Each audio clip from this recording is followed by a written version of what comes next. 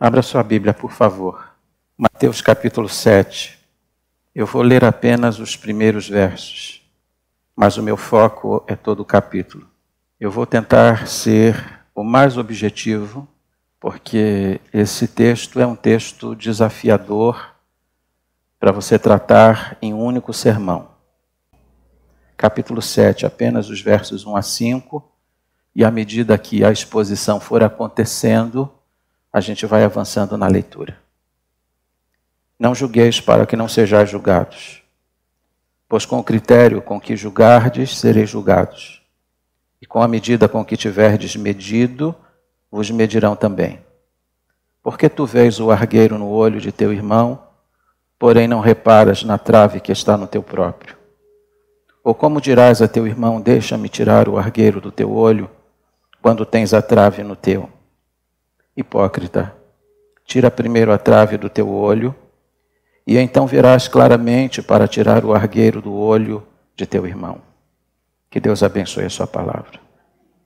Concede-nos agora, Senhor, e eu te peço isto humildemente. Concede-nos a iluminação necessária para nos aproximarmos da tua palavra, para tirarmos dela o proveito necessário para a nossa alma. Que o Senhor trabalhe o nosso coração dentro das ênfases que Jesus trabalhou aqui. E que o Senhor alcance cada coração, segundo a tua bendita vontade. Em nome de Jesus. Amém. O texto de Mateus capítulo 7, ele é desafiador porque nós temos 8 parágrafos. E em cada parágrafo existe uma ênfase. Alguns imaginam que Mateus tenha coletado discursos isolados de Jesus e reunido nesse único material. Isso então implicaria que Mateus teria feito um trabalho assim meio atabalhoado, que Mateus tenha escrito esse capítulo de uma forma desajeitada, porque ele estaria unindo vários assuntos sem conexão entre eles. Mas se nós olharmos atentamente para esta passagem da Bíblia, você vai perceber que existe nela um fio condutor. Os pensamentos não estão entrecortados, eles estão ligados por esse fio, que é a questão do julgamento. Hoje eu vou falar sobre 8 tipos de julgamento. E o tema de hoje é o julgamento do cristão. Não o julgamento que nós vamos receber um dia, mas o julgamento que a gente faz e, em alguns casos, que a gente deveria fazer. Quais são os elementos que estão presentes nesta passagem? Eu vou ser bem objetivo, senão a gente não sai daqui hoje. Daria 8 sermões, só esse texto de Mateus capítulo 7, mas eu não tenho 8 semanas para tratar. Então a gente vai trabalhar de forma compacta. Primeiro, o julgamento temerário. Foi o que nós lemos dos versos 1 a 5. Jesus disse, não julgueis, para que não...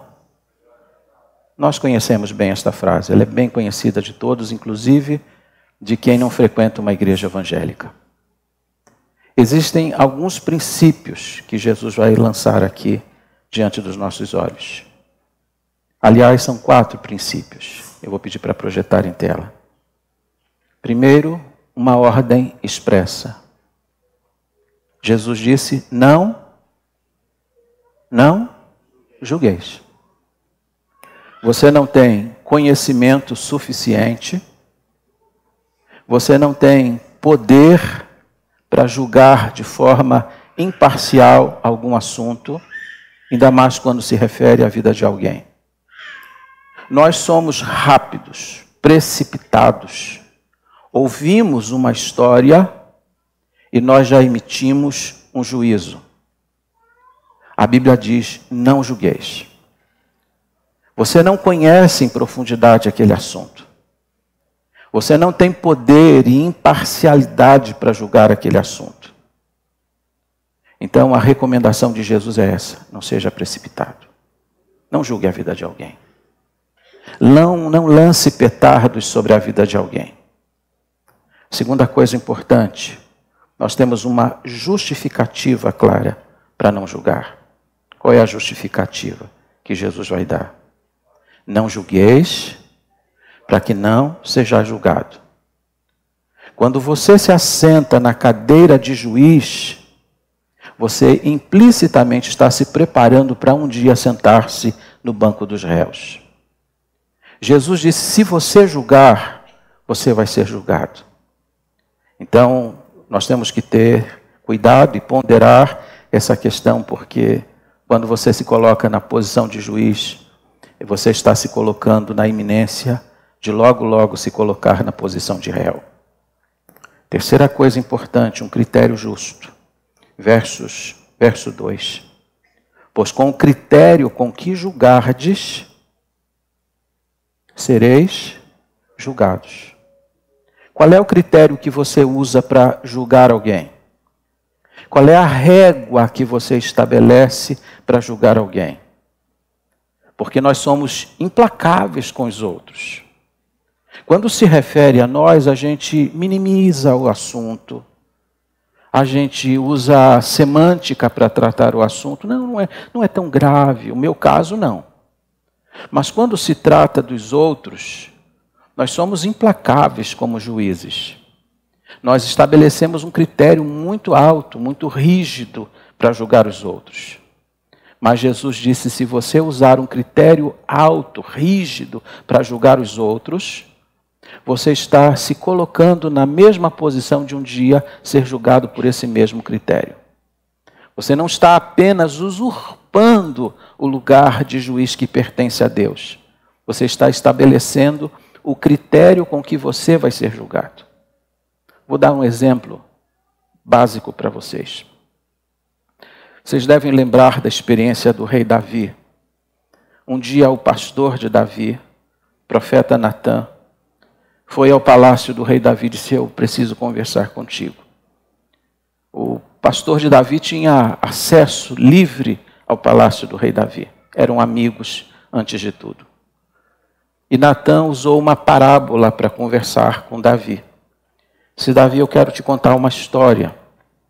Um homem recebeu em casa uma visita ilustre e resolveu preparar um banquete para essa visita. Mas ele assim olhou para o rebanho dele, tinha muitas ovelhas, e disse, eu não vou matar nenhuma das minhas ovelhas. Ele olhou por cima do muro e viu o vizinho que tinha uma única ovelha. Ele pulou o muro, roubou a única ovelha do vizinho e fez um banquete em casa para servir o seu convidado. Davi, quando ouviu essa história, ficou enfurecido. Disse, quem é este homem para que eu o mate? Pela cordeira, ele vai pagar 4 vezes. Pela cordeira, ele vai pagar 4 vezes. Ele estabeleceu um critério. Quando ele disse isso, o profeta Natã disse para ele, esse homem és tu, ó rei. Você roubou uma mulher que era casada. Você roubou a única mulher de Urias. E Davi tinha um harém. Podia dispor de muitas mulheres e ele roubou a única que Urias tinha.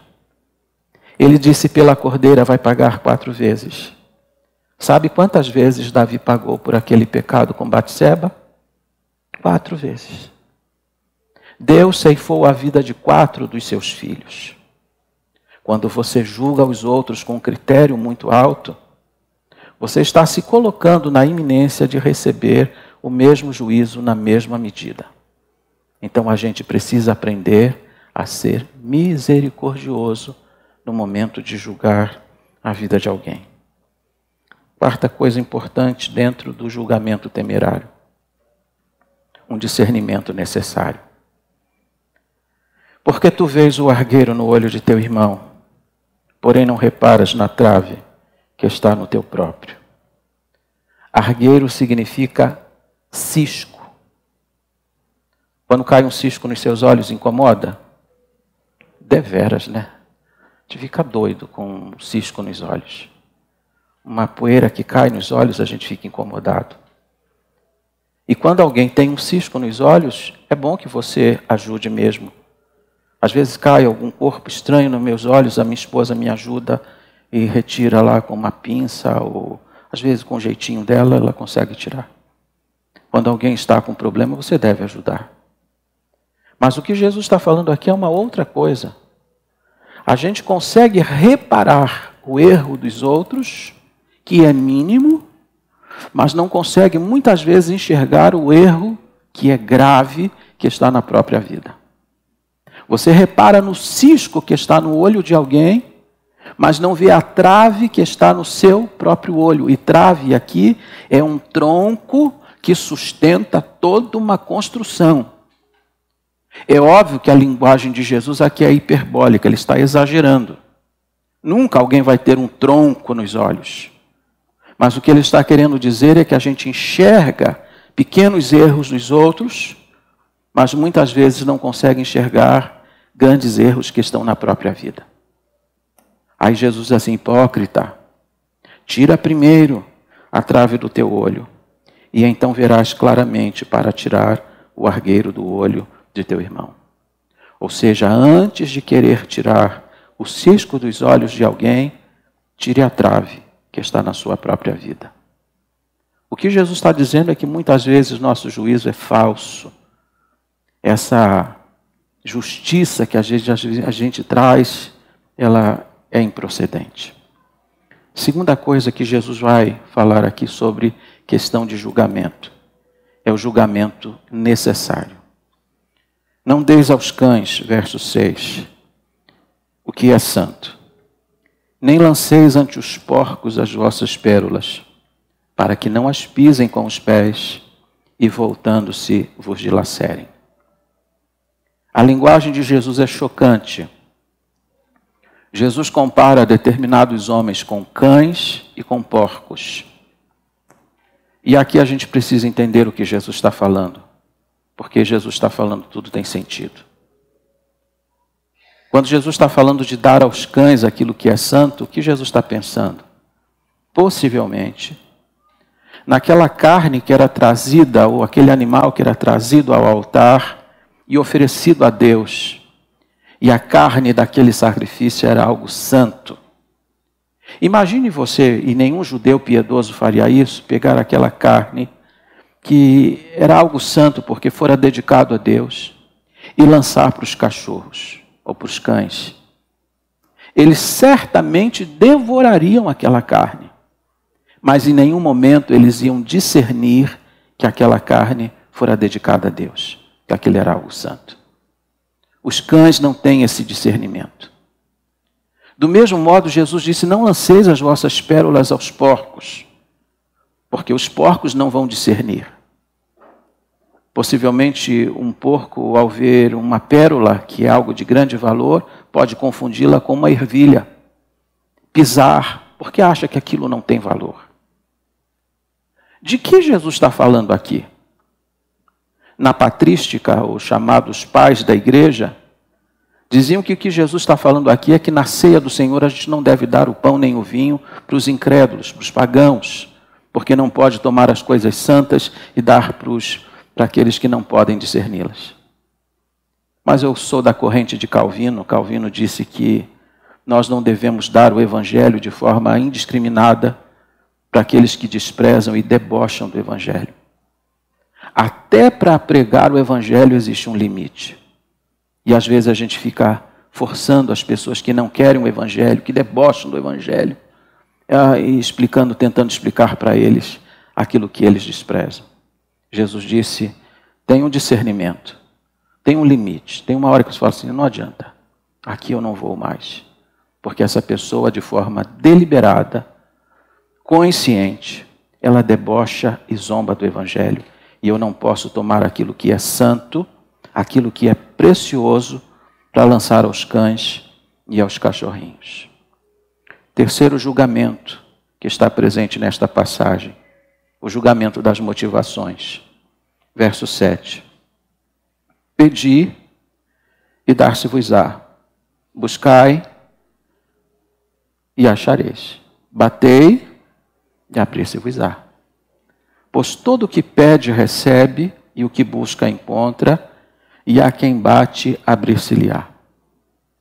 Só esse primeiro ponto. Nesta passagem, neste ponto, neste parágrafo em particular, Jesus está tratando de 3 coisas importantes. Primeiro, uma ordem para quem ora, ou uma ordem para orar, uma promessa para quem ora, e terceiro, a generosidade de quem ouve a oração. Então, vou trabalhar cada uma delas. Primeira ordem. A ordem é pedir e dar-se-vos-á. Buscai e achareis. Batei e abrir-se-vos-á. 3 elementos estão presentes aqui: a humildade, a perseverança e a ousadia. A humildade, ele está dizendo pedir. Oração não é uma ordem que você dá a Deus. Essa coisa que existe hoje nessas igrejas pseudo-evangélicas, que diz, dê uma ordem para Deus, exija, coloque Deus contra a parede. A Bíblia não ensina isso. A Bíblia diz que a oração é uma petição e a gente vai a Deus com muita humildade, dizendo, Senhor, eu sei que eu não mereço, mas eu te peço. Segundo, a perseverança. Buscai e achareis. E a ideia de buscar aqui é de continuar buscando. Perseverar na oração. Jesus ensinou vários princípios para nos estimular a sermos firmes naquilo que pedimos. Porque nós oscilamos muito na oração. Começamos a pedir sobre um assunto, aí você começa com entusiasmo, 1 dia, 2 dias, 3 dias, e você está lá orando, aí 4º dia você acha que aquilo já está demorando demais. Que Deus não está respondendo sua oração. Lá pelo 5º, 6º dia você já desistiu de orar por aquele assunto. Você já está orando sobre outras coisas, porque aquele o Senhor não atendeu. Mas quando Jesus conta a parábola da viúva, que foi ao juiz iníquo, diz a Bíblia que ela chegou a ele e disse, julga a minha causa. E ele não lhe deu atenção. E ela ficou então insistindo todos os dias, onde eu encontrava, na beira do tribunal, no caminho de casa, julga a minha causa, julga a minha causa, julga a minha causa. E ele disse, ainda que eu não temo a Deus, ainda que eu não respeito os homens, porque esta viúva me importuna, eu vou julgar a sua causa. Aí Jesus diz assim, você já parou para pensar? Um juiz da terra, que não teme a Deus, que não respeita os homens, por causa da perseverança atende. Imagine Deus que é bom. Se você está orando por um assunto, conversão do marido, conversão dos filhos, pedindo a Deus por uma causa, não pare até que Deus dê a resposta, porque a Bíblia diz que ele contou a parábola da viúva para ensinar a gente sobre o dever de orar e nunca desanimar. Orar é um dever, e ele disse, ele ensinou para que nós não desistamos daquilo que pedimos. E terceiro, a generosidade de quem atende. Veja o que Jesus vai dizer, verso 10. Verso 9 em diante. Ou qual dentre vós é o homem que, se porventura o filho lhe pedir pão, lhe dará pedra? Ou se lhe pedir um peixe, lhe dará uma cobra? Ora, se vós, que sois maus, sabeis dar boas dádivas aos vossos filhos, quanto mais vosso Pai que está nos céus dará boas coisas aos que lhe pedirem? Tudo quanto, pois, quereis que os homens vos façam, assim fazei vós também a eles, porque esta é a lei e os profetas. Eu tenho aqui muitos pais. Imagine seu filho chegando para você, pai, me dá uma pedra para eu comer. Você daria. Pai, me dá uma serpente para eu brincar com ela. Você daria. Jesus disse, vocês são maus. E aí quando você pensar assim, eu sou uma pessoa muito boa, lembre-se das palavras de Jesus, porque ele disse que você não é bom. Nós somos maus. Vós sois maus. Aliás, quando aquele mancebo de qualidade chegou para Jesus, disse, bom mestre, Jesus disse, por que me chamas bom? Bom somente um, que é Deus. Nós somos pessoas más. Nosso coração é mau desde a queda do Éden. Mas Jesus disse, vocês mesmo sendo maus, são incapazes de dar um filho uma pedra em lugar de pão, uma serpente em lugar de peixe. Agora imagine Deus que é bom. Quando vocês pedem alguma coisa, Deus só dá a vocês aquilo que for bom. Porque às vezes a gente fala, Senhor, olha, tu sabes tanto que eu preciso disso. Isso vai ser para o meu bem. Deus olha assim, eu te conheço. Não é nada disso que você está falando.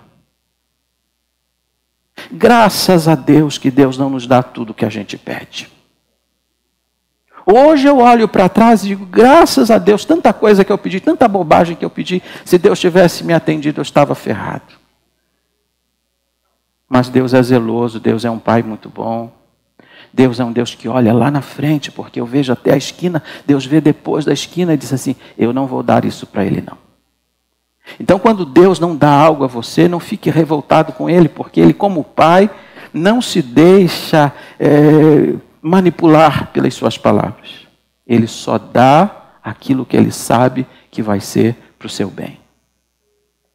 Mas lembre-se que eu falei aqui, humildade, pedi. Perseverança, batei.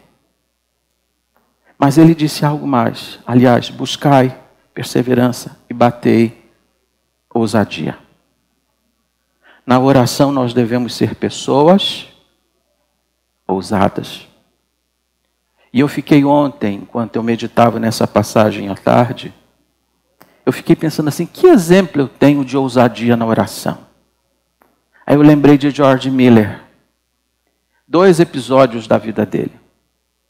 Há um livro que eu tenho em minha biblioteca que tem como título 50.000 orações respondidas.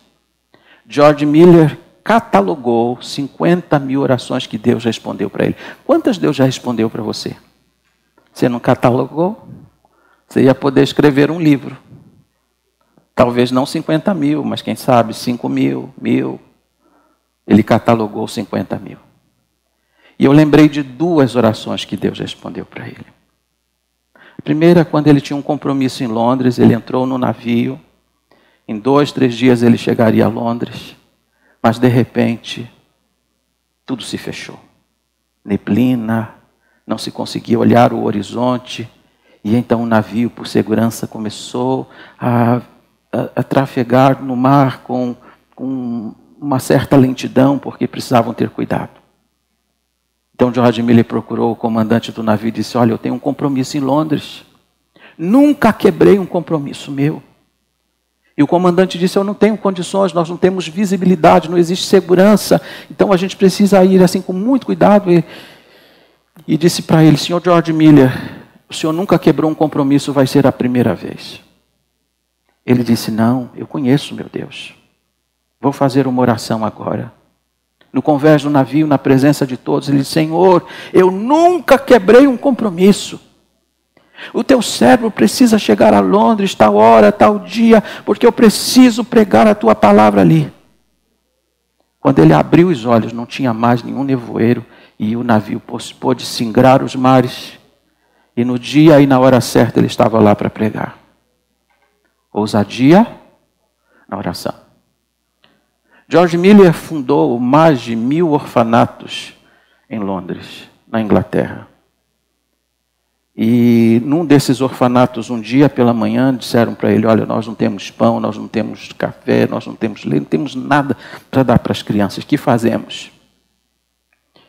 Ele disse para os funcionários, mandem as crianças descerem para o refeitório. Coloquem lá as xícaras, coloquem os pratos, coloquem os talheres, coloquem tudo sobre a mesa. E reúnam as crianças lá. Ele desceu para o refeitório, as crianças estão formadas. E ele disse, nós vamos fazer a Deus uma oração. Vamos agradecer a Deus pelo alimento. Ó Deus, muito obrigado pela provisão, pelo alimento dessa manhã. E os funcionários estão olhando assim, mas que alimento? Ele não havia terminado a oração e alguém bateu a porta. Vai atender. É o padeiro. O padeiro disse, eu vim aqui trazer hoje a primeira fornada da padaria. Não consegui dormir essa noite pensando nas crianças e eu resolvi dar o pão. Já tinha pão sobre a mesa. Aí ele voltou para orar, agradecer a Deus pela provisão, a porta bate de novo. Agora é o leiteiro. A roda da carroça havia quebrado. Se ele não doasse o leite, tudo ia se perder. Agora tinha pão e leite sobre a mesa. Ousadia na oração. Bata. E a porta vai se abrir. Jesus está dizendo para a gente olhar para as motivações do nosso coração. E ele termina com a regra áurea, no verso 12. Tudo quanto, pois, quereis que os homens vos façam, assim fazei vós também a eles, porque esta é a lei e os profetas. Em tese, porque eu preciso ser objetivo. O que Jesus está dizendo é, não dê aos homens aquilo que eles merecem. Dê aos homens aquilo que você gostaria de receber. Você daria alguma coisa ruim para você? Não, você só daria coisa boa. Então dê, mesmo que as pessoas não mereçam. E Jesus disse, esta é a lei e os profetas. Quando você fizer isso, você vai cumprir a lei. Quarto julgamento. O julgamento do caminho. Ou dos caminhos. Quando eu era menino, eu ouvia muitas pregações desses 2 versos. Praticamente ninguém prega mais sobre os 2 caminhos. Entrai pela porta estreita, largue a porta, espaçoso o caminho que conduz para a perdição. E são muitos os que entram por ela.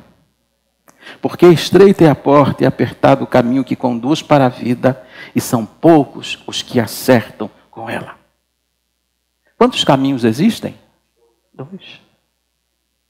Um começa com uma porta estreita, apertada, indicando que se você quiser trilhar por ela, você vai ter que deixar a bagagem para trás. Nesse caminho não cabe a bagagem, só cabe você. Aí você vai ter que deixar bebida, vai ter que deixar cigarro, vai ter que deixar prática, vai ter que deixar pecados, você vai ter que renunciar muita coisa na sua vida. Sabe por que esse tipo de pregação não é feito hoje nas nossas igrejas? Porque isso aqui é radical demais. Bom é quando diz assim para o povo, você pode seguir Jesus, continua com a sua vida, que Jesus aceita você, Jesus ama você, mas Jesus disse, não, senhores. O caminho que conduz à vida começa com uma porta estreita, um caminho apertado, acidentado, no qual muitas vezes você vai andar solitariamente. Porque existe uma porta larga, um caminho espaçoso.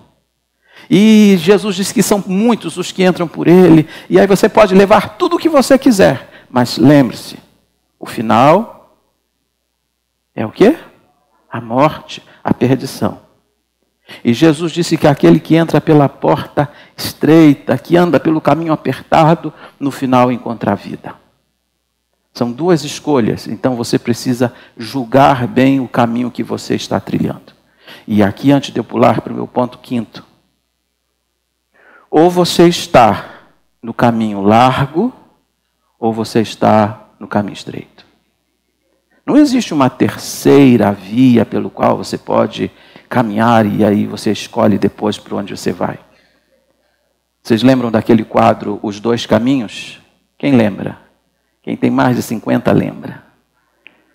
Quem diz que lembra já está denunciando a idade. E aqui, só um testemunho rapidinho, porque eu estou com medo da hora. Aquilo que você coloca na sua casa como decoração, isso grava na mente dos seus filhos. Eu era menino mesmo, ainda sou pequeno, né? Mas eu era mais pequeno, menorzinho. E aí, na casa de minha tia tinha aquele quadro da Arca de Noé, tinha um quadro sobre os 2 caminhos, mostrando uma multidão no caminho largo e algumas pessoas no caminho estreito. Hoje eu tenho quase 60 anos, 58 anos de idade. Não me esqueço daqueles quadros. Ou seja, aquilo que a gente coloca na decoração da casa, isso influencia a vida dos filhos para sempre. É por isso que Deuteronômio 6, de 4 a 9 diz, nos umbrais da tua casa. Porque aquilo que a gente coloca em casa, um quadro que seja, uma frase que seja, só Jesus Cristo, isso, você pode pensar que aquilo só está lá, mas aquilo vai entrando na cuca da criança como entrou na minha. Só que hoje, com o conhecimento teológico que eu tenho, eu reconheço que aquele quadro que era da casa presbiteriana, o quadro dos dois caminhos, ele tem um erro teológico muito grave. Porque lá no quadro mostra os dois caminhos, e antes dos dois caminhos um homem decidindo para qual caminho ele vai seguir. Esse é o erro. Não existe ninguém que esteja antes e fora dos dois caminhos. Ou você já está no caminho estreito, ou você já está no caminho largo. Em que caminho você está? Quinto lugar, o julgamento dos falsos profetas. Acautelai-vos dos falsos profetas, que se vos apresentam disfarçados em ovelhas, mas por dentro são lobos roubadores. Pelos seus frutos os conhecereis. Colhem-se porventura uvas de espinheiros, ou figo dos abrolhos. Assim toda árvore boa produz bons frutos, porque a árvore má produz frutos maus. Não pode a árvore boa produzir frutos maus, nem a árvore má produzir frutos bons. Toda árvore que não produz bom fruto é cortada e lançada ao fogo. Assim, pois, pelos seus frutos os conhecereis. Nós estamos vivendo um verdadeiro fenômeno no Brasil. Segundo as últimas pesquisas do IBGE, nós temos hoje mais de 26 milhões de evangélicos nas igrejas. De acordo com essa mesma pesquisa, se tudo caminhar do jeito que caminha, em 2030, os evangélicos serão a maior expressão religiosa no Brasil. Ou seja, está havendo um crescimento explosivo. Esse é um fenômeno que está sendo estudado no mundo inteiro. E o mundo inteiro olha para o Brasil e diz, está acontecendo um avivamento no Brasil. Mas nós que conhecemos o Evangelho, sabemos que o que está acontecendo aqui não é avivamento coisa alguma. Porque a pergunta é essa, que tipo de evangelho é esse que está prosperando nas igrejas? Que tipo de pregação está sendo feita nessas igrejas? Que tipo de oferta está sendo feita nessas igrejas? É o evangelho da cruz? É o evangelho do caminho apertado? Ou é o evangelho das facilidades? É o evangelho da prosperidade? Você entra agora, daqui a pouco você está rico, como se o evangelho fosse uma caixa mágica. Você abre e de repente você encontra tesouros. O que está florescendo no Brasil não é o evangelho, mas um outro evangelho. O que está florescendo no Brasil é um falso evangelho, que está levando muitos para a perdição. Estão proliferando no Brasil, de uma forma exponencial, os falsos profetas. Eles estão nas igrejas evangélicas, oferecendo sal grosso para as pessoas, galho de arruda para as pessoas, banho de sal grosso, corrente da prosperidade, corrente disso, corrente daquilo. Mas isso não tem nada a ver com o evangelho. E sabe o que Jesus disse para nós? Acautelai-vos. Falsos profetas já existiam desde o Antigo Testamento, nos dias de Jesus já eram mais, e ele disse que nos nossos dias seriam muitos, muitos. Quando perguntaram a Jesus qual era o sinal da sua vinda, da sua próxima vinda a esse mundo, ele disse, o primeiro sinal é esse, aparecerão muitos falsos profetas. Aliás, eu lhe pergunto, a quem você está ouvindo? Que tipo de pregação você ouve durante a semana em casa? Quais são os pregadores que você acessa? Porque são muitos falsos profetas e olhe, alguns deles são grandes. Porque Jesus não diz que eles são plantas, diz que eles são árvores. Seus ministérios cresceram, são frondosos, têm folhas, impressiona quem olha. Mas Jesus disse, não se impressione com as folhas, nem com o tamanho da árvore, olhe para os frutos. Acompanhe a internet o que está acontecendo com uma determinada igreja neopentecostal no Brasil. Uma igreja que prosperou nos últimos 30 anos, mas que agora está sendo levada de roldão por escândalos atrás de escândalos. Os frutos são maus. Cada dia que eu leio as matérias, eu fico mais envergonhado.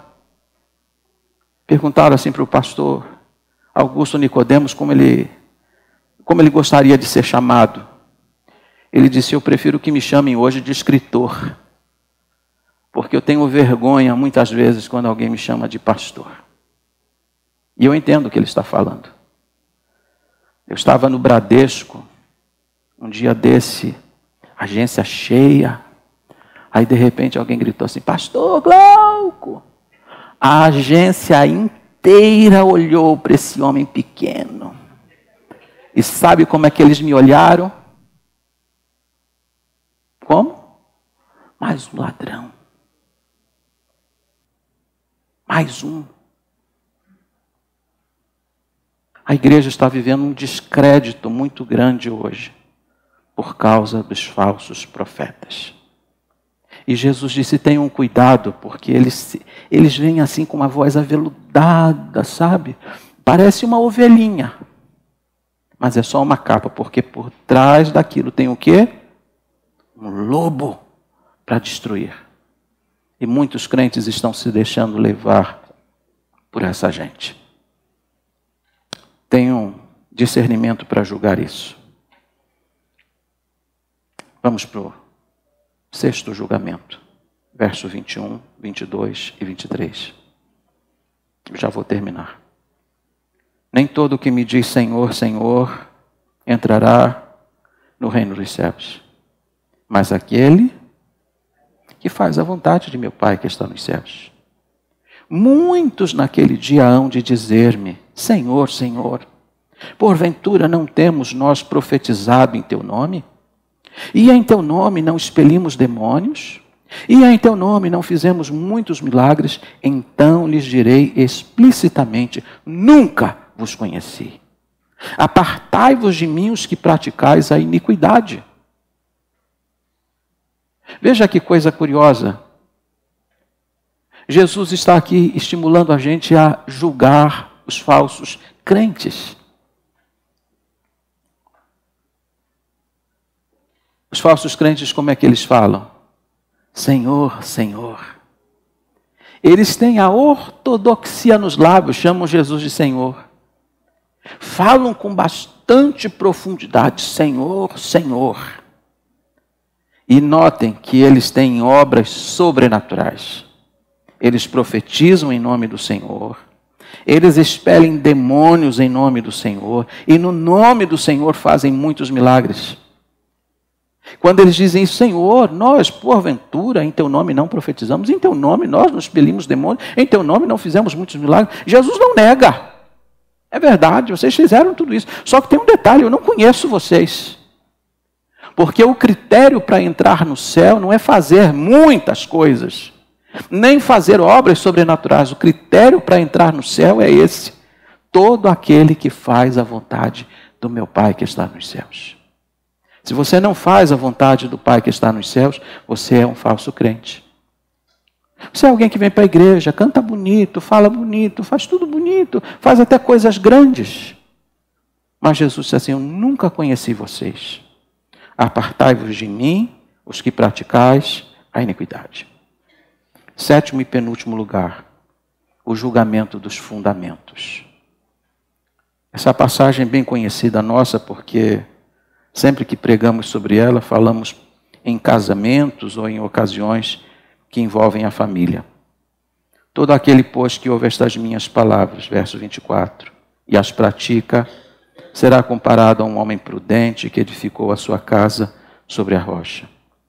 Verso 26, e todo aquele que ouve estas minhas palavras e não as pratica, será comparado a um homem insensato que edificou a sua casa sobre a areia.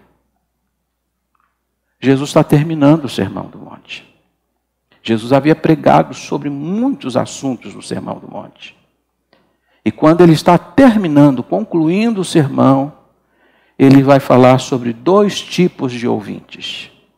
Aquele que apenas ouve e não pratica, e aquele que ouve e põe em prática. E ele vai comparar os 2 ouvintes a 2 tipos de construtores. O construtor que edifica uma casa sobre a rocha e o construtor que edifica uma casa sobre a areia. E notem que ambos edificam, ambos constroem, mas só um tem fundamento. Tudo aquilo que você quiser construir para durar para a eternidade precisa de um bom fundamento. E Jesus disse que o fundamento é esse, é ouvir a palavra de Deus e colocá-la em prática.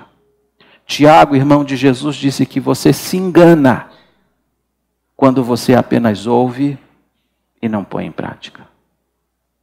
A vida cristã, ela implica em prática da palavra. Você pode dizer, eu conheço, já encontrei muita gente aqui em São Roque assim. Pastor, eu conheço a Bíblia toda. Pastor, eu já li a Bíblia toda. E daí? Você pratica a palavra de Deus? Conhecimento não salva ninguém. O que salva é a prática da palavra de Deus. E por último, o julgamento do pregador. Versos 28 e 29, e eu termino. Quando Jesus acabou de proferir estas palavras, estavam as multidões maravilhadas da sua doutrina, porque ele as ensinava como quem tem o quê? A autoridade, e não como os escribas. Quando Jesus acabou de pregar, a multidão estava extasiada. Imagine ouvir Jesus pregando. Você já parou para pensar sobre isso? Ele que é a própria palavra de Deus encarnada. João abre seu evangelho, o prólogo do evangelho de João era este. E o verbo se fez carne. A palavra de Deus se encarnou. Imagine aquele que é a própria palavra pregando. Aquele que é a verdade, porque ele disse, eu sou o caminho, a verdade, a vida. A própria verdade pregando. Não tinha como a multidão não ficar maravilhada. E diz a Bíblia o motivo pelo qual a multidão estava maravilhada. Porque ele ensinava como quem tem o quê? Autoridade. Primeiro, porque ele vivia aquilo que ele pregava. Segundo, porque ele se apresenta como alguém que tem autoridade para interpretar de forma correta a palavra de Deus. As multidões ficaram maravilhadas, como nós também ficamos maravilhados ante o ensino dele. Mas o ensino dele não está aqui apenas para a gente admirar. O ensino dele está aqui para a gente praticar. Então vamos começar a fazer isso. Tendo cuidado com os julgamentos que a gente faz. Tendo cuidado em não oferecer as coisas santas para quem não pode admirá-las. Tendo cuidado em orar com confiança e perseverança e ousadia. Tendo cuidado para não trilharmos caminho largo que conduz à perdição. Tendo cuidado para não ouvir falsos profetas, mas observarmos aqueles cujos frutos são bons. Dr. John Stott disse que para você identificar um falso profeta, você tem que aplicar aquilo que ele chama de o exame doutrinário, a prova doutrinária. O que ele ensina está correto, está de acordo com a Bíblia? Quais são os frutos da vida dele? Qual a influência que ele traz para os seus ouvintes? Eu disse aqui no dia do pastor que eu havia ganho o meu dia, porque logo pela manhã um jovenzinho da igreja me mandou uma mensagem. Disse o que o Senhor está pregando, está influenciando a minha vida. A minha vida está sendo influenciada pela sua vida. E isso é uma prova de ser uma árvore cujos frutos são bons. Tenha cuidado também para ouvir a palavra de Deus e colocá-la em prática e não ser um ouvinte insensato que edifica uma casa sobre a areia. Que o Senhor nos dê a graça de cumprirmos o Sermão do Monte, porque se o fizermos, nós estaremos entre aqueles que vão herdar a vida eterna. Fiquemos em pé. Vamos orar. Ó Deus, nós te somos gratos por nos ter incluído nos teus planos, por nos ter inserido na tua igreja. E obrigado por essa igreja que tem o firme compromisso de anunciar tão somente a tua palavra com fidelidade. Obrigado porque nesse púlpito nós não inventamos palavra. Nós não modificamos a palavra. Nós não torcemos a tua palavra. Não usamos a tua palavra como objetivos fraudulentos, para nos locupletarmos, mas anunciamos tua palavra para que os homens temam e tremam o Senhor de toda a glória. Abençoa-nos nesta hora e enche o nosso coração da tua presença. É a oração que eu faço em nome de Jesus.